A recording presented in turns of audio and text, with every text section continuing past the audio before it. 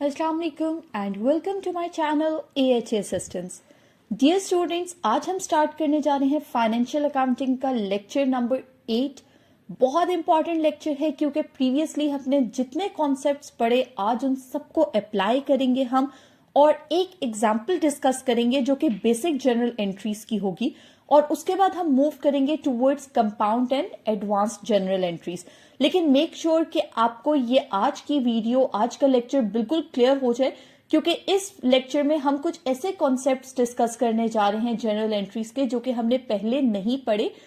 उनमें से एक जिस तरह से कमीशन रिलेटेड ट्रांजैक्शंस होंगी और इसके अलावा हमारी कुछ चेक के थ्रू ट्रांजैक्शंस होंगी और बहुत इंपॉर्टेंट एक कॉन्सेप्ट हम डिस्कस करेंगे डिफरेंशिएशन का।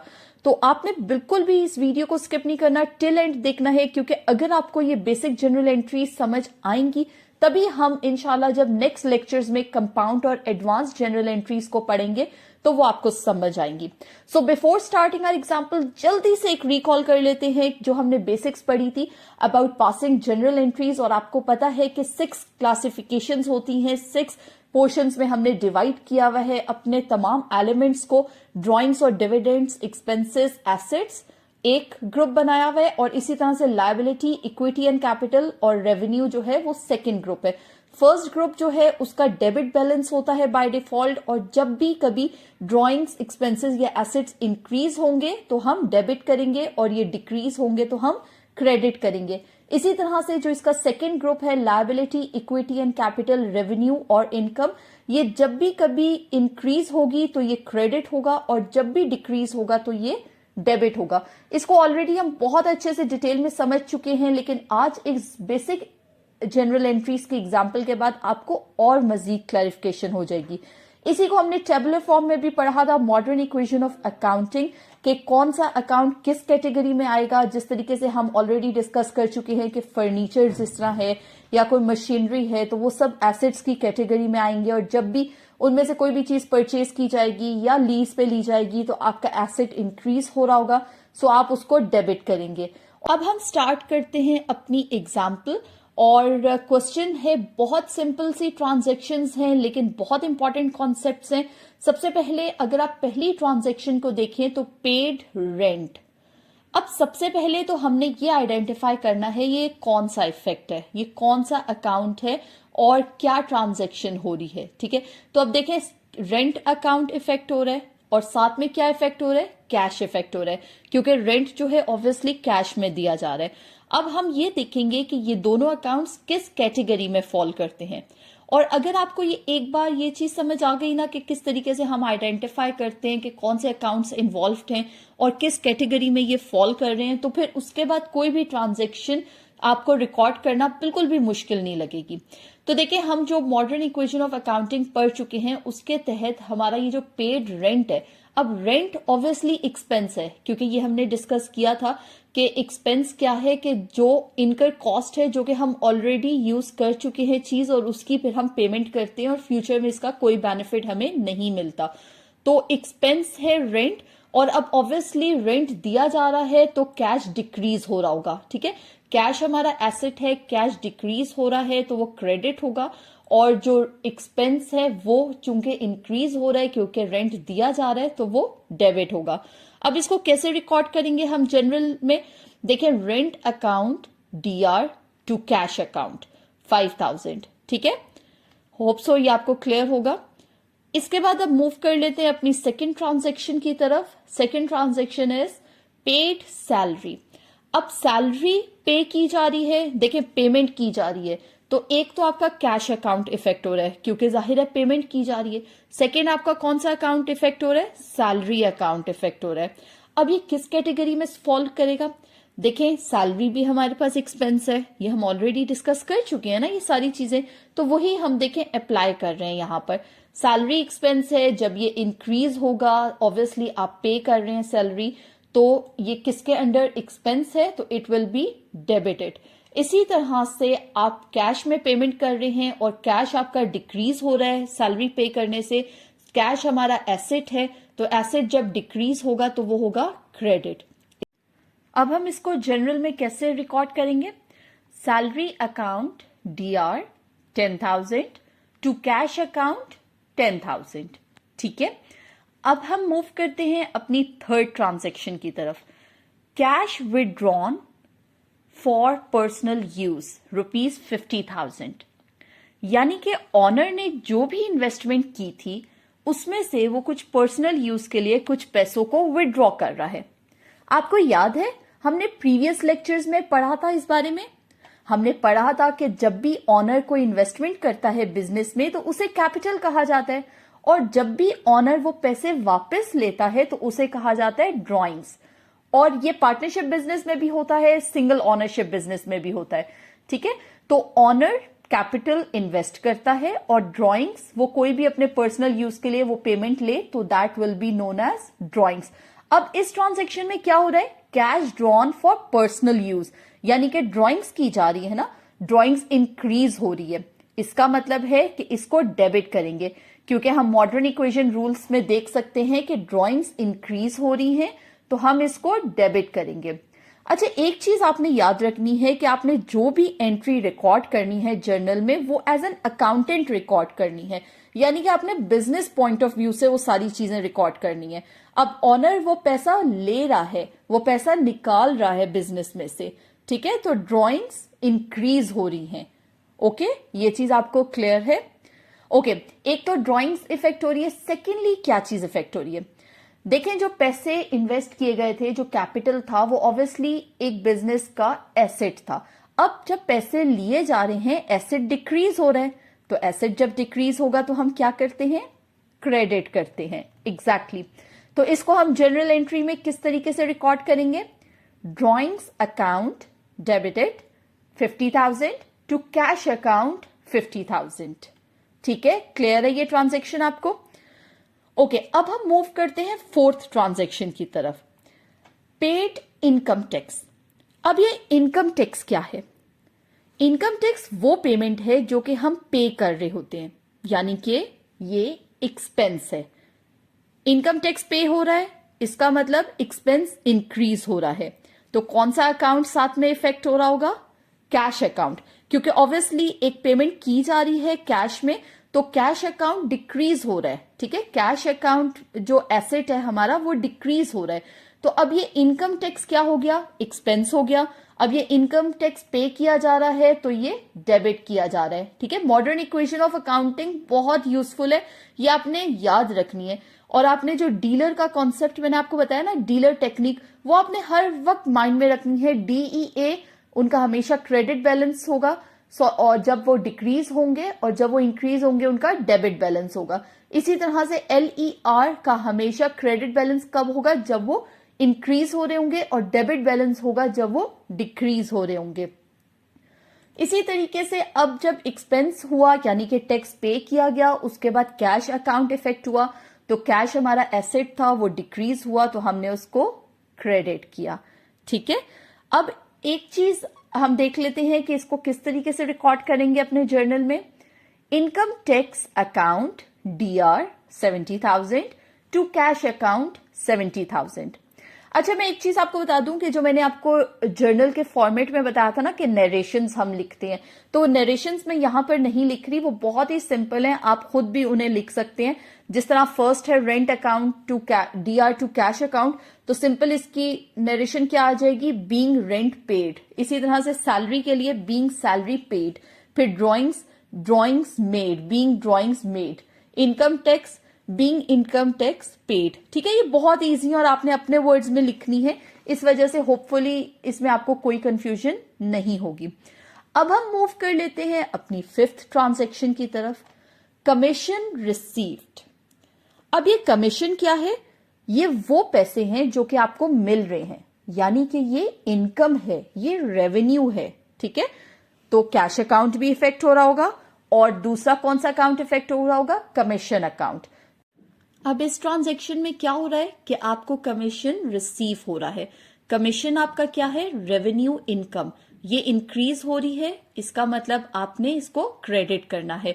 और दूसरी तरफ आपका जो कैश है वो क्या हो रहा है, वो आपका डेबिट हो रहा होगा। ठीक है, क्योंकि वो भी इंक्रीज हो रहा है ना, जाहिर है जब आपको रेवेन्यू मिल रहा है, इनकम मिल रहा है, कमीशन आ रहा है, तो आपका कैश भी इंक्रीज हो रहा है जो कि आपका एसेट है।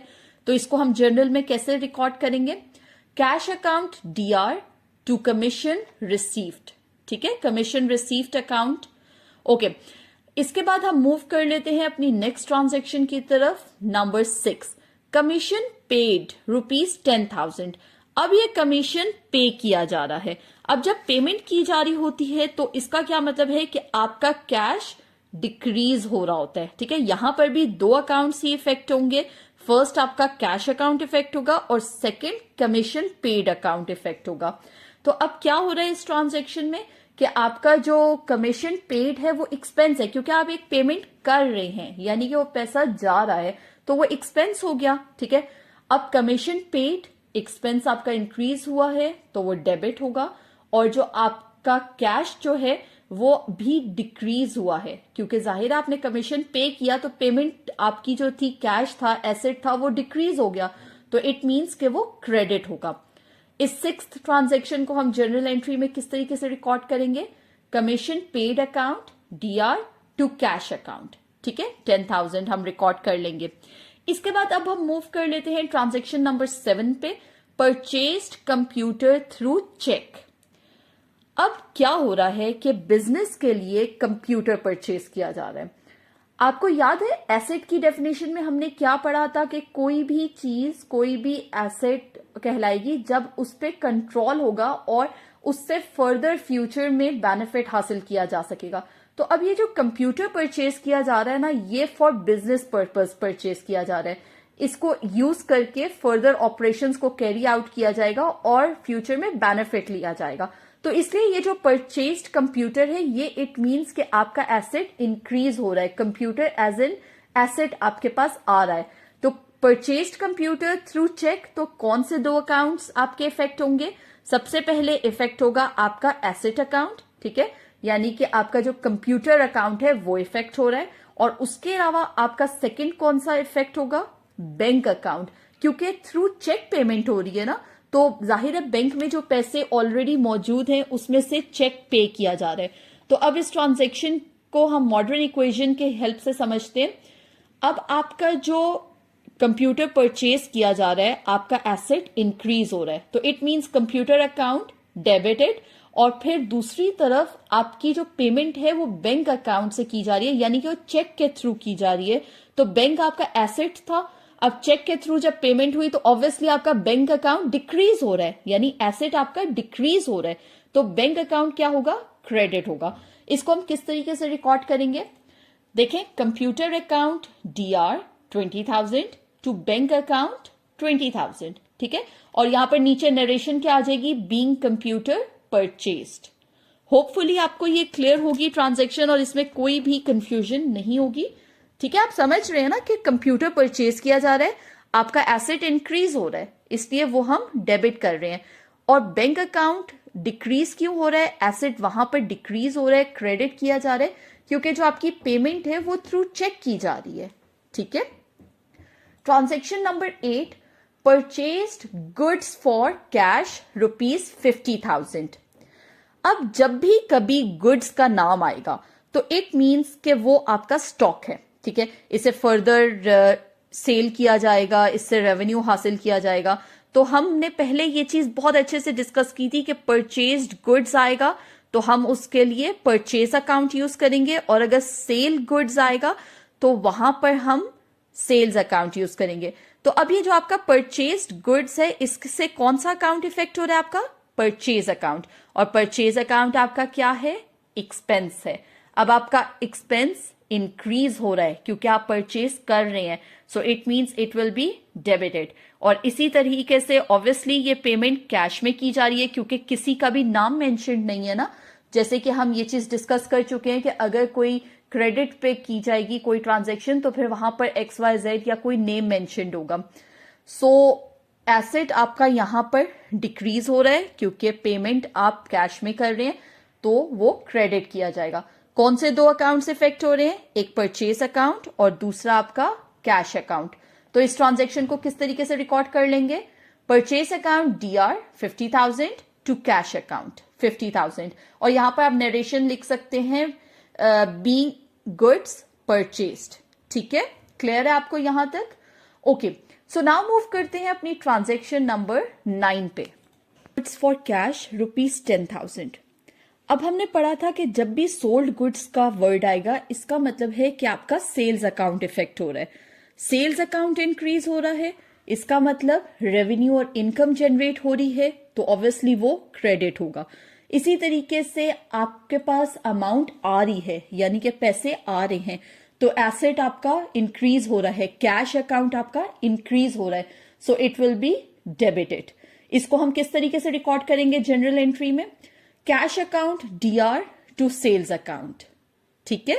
और हम नरेशन क्या लिखेंगे? बीइंग गुड्स सेल्ड, ठीक है। अब मूव करते हैं अपनी लास्ट ट्रांजैक्शन की तरफ। Last transaction says depreciation on machinery at the rate of 10% on ₹5 lakh. अब डिप्रिसिएशन क्या है? डिप्रिसिएशन कुछ भी नहीं है सिवाय fall in value of asset. Later on हम इसके बारे में इन डिटेल पढ़ेंगे, हमारा कंप्लीट एक लेक्चर होगा डिप्रिसिएशन पे, कैसे कैलकुलेट करते हैं, इसकी कौन सी टाइप्स हैं, वो हर चीज हम आगे जाके इन डिटेल पढ़ेंगे। लेकिन फिलहाल सिर्फ आप ये बात समझ लें कि डिप्रिसिएशन क्या होती है कि एसेट की वैल्यू फॉल हो रही हो, वो किसी भी रीजन की वजह से हो सकती है, कोई भी उसका कॉज हो सकता है जिसकी वजह से उसकी वैल्यू डिक्रीज हो रही हो, ठीक है। अच्छा, होता क्या है कि हर साल के एंड पर डिप्रिसिएशन होती है, यानी कि जो एसेट है उसकी वैल्यू डिक्रीज हो रही होती है, और ये जो वैल्यू डिक्रीज हो रही होती है इसे हम डिप्रिसिएशन कहते हैं, और फिर हम उसे प्रॉफिट एंड लॉस अकाउंट में शिफ्ट कर देते हैं। और यानी कि इसका मकसद क्या है कि it will B charged against your profit, यानी ये आपका एज एन एक्सपेंस ट्रीट होता है, ठीक है। यानी ये जो डिप्रिसिएशन होती है ना, ये आपकी एज एन एक्सपेंस ट्रीट होगी। फिलहाल के लिए आप बस इतना याद रखें कि अगर कहीं पर भी डिप्रिसिएशन मेंशन्ड है जनरल एंट्रीज में, तो वहां आपने क्या करना है, उसको एज एन एक्सपेंस ट्रीट करना है। जब एज एन एक्सपेंस ट्रीट करेंगे तो उसी के फिर रूल्स को आप फॉलो करेंगे। अब यहां पर मेंशन्ड है कि डिप्रिसिएशन कितनी हो रही है? 10% ऑफ ₹5 लाख। तो अगर आप 10% 5 लाख का निकालें तो वो आपका 50,000 बनता है। तो इसका क्या मतलब है कि आपका एक्सपेंस जो है वो 50,000 इंक्रीज हो रहा है। एक्सपेंस इंक्रीज हो रहा है, it means it will be debited, ठीक है। और इसी तरीके से सेकेंडली इसमें क्या चीज हो रही है कि जब एक्सपेंस हो रहा है 50,000 आपका इंक्रीज हो रहा है एज एन एक्सपेंस, तो डिप्रिसिएशन हमने पढ़ा ना अभी कि एसेट की वैल्यू डिक्रीज होती है, यानी कि एसेट डिक्रीज हो रहा है, तो that value will be credited. हमेशा आपने याद रखना है कि जब भी हम कोई भी ट्रांजैक्शन को रिकॉर्ड करेंगे तो डबल एंट्री इफेक्ट को यूज करते हैं। एक चीज डेबिट होगी, दूसरी चीज क्रेडिट होगी। क्या डेबिट होगा, क्या क्रेडिट होगा, ये आपको फाइंड आउट करना होता है कि वो जो ट्रांजैक्शन है वो किस कैटेगरी के अंडर फॉल कर रही है, और फिर डीलर कॉन्सेप्ट के थ्रू आपने देखना होगा कि वो इंक्रीज हो रही है कि डिक्रीज हो रही है, और आपको डेबिट करनी है या क्रेडिट करना है। तो इसको हम किस तरीके से रिकॉर्ड कर लेंगे लास्ट ट्रांजैक्शन। होप सो यहां तक कि आपको एग्जाम्पल क्लियर होगी। कंप्लीट एग्जाम्पल नंबर 2 जो हमने बेसिक जनरल एंट्रीज की अभी हमने सॉल्व की, इसकी किस तरीके से जनरल एंट्रीज की हैं ये आपको समझ आ गई होंगी। इंशाल्लाह नेक्स्ट लेक्चर में हम एडवांस्ड जनरल एंट्रीज की तरफ मूव करेंगे और बहुत इंपॉर्टेंट कॉन्सेप्ट्स पढ़ेंगे, एक्रेल का कॉन्सेप्ट पढ़ेंगे, और इसके अलावा मजीद काफी सारे कॉन्सेप्ट्स हैं जो आपका इंतजार कर रहे हैं कि आप बस लेक्चर्स को देखें और उन कॉन्सेप्ट्स को समझें, बेसिक अंडरस्टैंडिंग हासिल करें, ताकि फाइनेंशियल अकाउंटिंग के किसी भी क्वेश्चन में, किसी भी पेपर में आपको कभी कोई प्रॉब्लम फेस ना करनी पड़े। Thank you for watching my channel. Don't forget to like, share and subscribe. Thank you so much. अल्लाह हाफिज।